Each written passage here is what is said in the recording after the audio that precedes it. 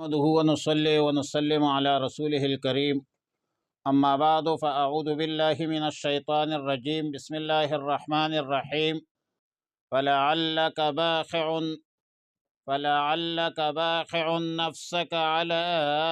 آثارهم إن لم يؤمنوا بهذا الحديث أسفا۔ پارہ نمبر 15 سورہ کہف، رکوع نمبر 1، آیت نمبر 6، 7، 8، 9، 10، 11، 12۔ فَلَعَلَّكَ بَاخِعٌ اے ہالکن، شاید آپ ہلاک کرنے والے ہیں اپنے جان کو، علی آثارہم ان کے پیچھے، ان لم یؤمنوا اگر وہ ایمان نہ لائے، بہذا الحدیث اس بات